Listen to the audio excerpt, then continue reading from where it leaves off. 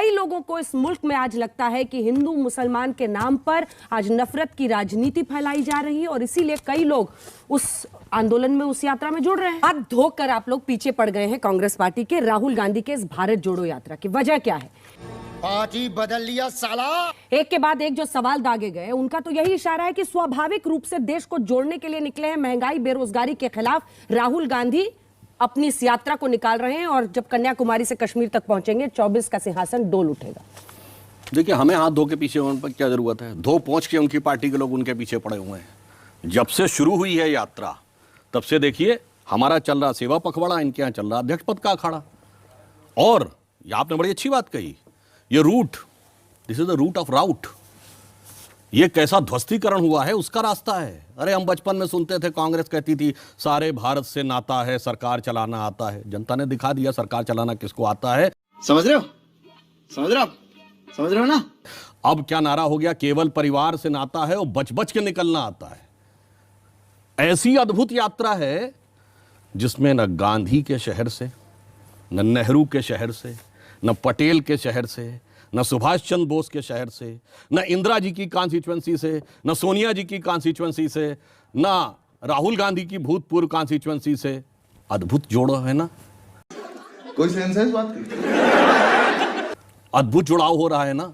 और जुड़ाव बीजेपी बनाएगी क्या रूट मैप? क्या दिक्कत नहीं, है? हम कब कह रहे हैं? क्या दिक्कत है इस रूट हमें कोई दिक्कत नहीं। हम तो सिर्फ ये कह रहे हैं कि कांग्रेस जिनको अपना सबसे बड़ा वो मानती थी, चाहे भूतकाल में या वर्तमान काल में, एक भी बड़े नेता आइकन जिसके नाम की छाती पीट पीट के लोग दुहाई देते थे, उनसे बच के ही निकलना था।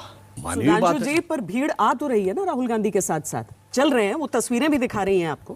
क्या बात है सर, क्या बात है सर, क्या बात, ये बात है। तो हम कब इससे मना कर रहे हैं? तो भारत जुड़ रहा है उनके साथ। नहीं, भीड़ तो जब सोनिया गांधी जी चलती थी तब भी बहुत भीड़ आती थी। समाज के अन्य अन्य वर्ग के लोग हैं, वो सब शामिल होना चाह रहे हैं। जो लोग कहते हैं कि सब जुड़ना चाह रहे हैं, तो बीजेपी तो छोड़ दीजिए, उत्तर से शुरू करिए। आजाद साहब जुड़ गए कि मुड़ गए? कैप्टन अमरिंदर सिंह कैप्टन छोड़ के चला गया।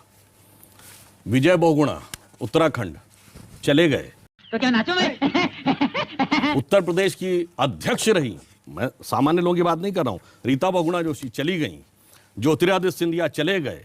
पायलट और गहलोत के बीच में मामला डगमगा रहा है। पूर्वोत्तर में प्रेमा खांडू चले गए, हेमंता विश्व शर्मा चले गए, और इनके यहाँ जो जाता है वो बड़ा हो जाता है। चाहे ममता बनर्जी कभी निकली हो, न मोदी जी थे ना अमित शाह जी थे, और चाहे नहीं, मैं तो कह रहा हूं जब ममता बनर्जी छोड़ी थी तब तो मोदी जी अमित शाह जी नहीं थे। वो बड़ी हो गई, कांग्रेस छुटका हो गई, छुटका नहीं गायब हो गई बंगाल से। शरद पवार साहब छोड़े थे तब कौन था? मोदी जी थे, अमित शाह जी थे। आज बताइए महाराष्ट्र में बड़का नेता कौन? शरद पवार जी या कांग्रेस? अब ये बताइए, जगन मोहन रेड्डी जब छोड़े थे तो कोई मोदी जी अमित शाह जी थे? वास्तविकता ये है कि पहले भाई अपने अंदर तो देख लो कि क्या समस्या है, उसके बाद आप भाजपा और अन्य उनकी बात करना चाहिए। अच्छा, जोड़ने पे एक और बात कह दूं, जो कहते हैं हिंदू मुसलमान पे बांटा जा रहा है, मैं कहना चाहता हूं, अरे आपने तो किस किस चीज में नहीं बांटा? चड्ढा समझाओ, इसे समझाओ। तो आप कंपटीशन कर रहे हो ना? आपने तो बांटे आंगन और गलियारे, बांटे गली मोहल्ले सारे, बांटे मंदिर और गुरुद्वारे, गांव गांव में, खेत खेत में जात पात की म्याद बांट दी तुमने। एक वोट की खातिर देश की हर बुनियाद बांट दी। कौन सी चीज नहीं बांटी है उत्तर से दक्षिण तक? इसलिए अब जब देश किसी एक बिंदु के ऊपर स्वाभिमान के साथ उभर कर सामने आ रहा है, सब साथ होकर आ रहे हैं। अच्छा ये बताइए, इनके जमाने में आ रहे हैं या बहुसंख्यक? मैं बता रहा हूं, सब आ रहे हैं। राम जन्मभूमि का विषय इनके जमाने में था। इनके प्रधानमंत्री कहते थे हम बाबरी मस्जिद दोबारा बनवाएंगे, जिसको डिस्प्यूटेड स्ट्रक्चर था उसको बाबरी मस्जिद कहते थे। उत्तर प्रदेश के मुख्यमंत्री कहते थे। आज बताइए, चाहे हिंदू समाज हो या मुस्लिम समाज हो, पार्टियों की तो छोड़ ही दीजिए, कोई कहता है उसके विरोध में, तो एकता हुई या विभेद हुआ? आप बहुसंख्यकवाद करते हैं, एक अपना बता दीजिए सांसद, मुस्लिम सांसद। क्यों? क्या रिप्रेजेंटेशन जरूरी नहीं है लोकतंत्र में? सबका प्रतिनिधित्व नहीं होना चाहिए? मंत्री बताएं इनकी। अच्छा, हमको सिखा रिया है। आप कांग्रेस से क्यों करते हैं सर? हमारे सत्ता में पिछले 8 साल से बार बार कांग्रेस ये, कांग्रेस वो, नेहरू ये, इंदिरा ये।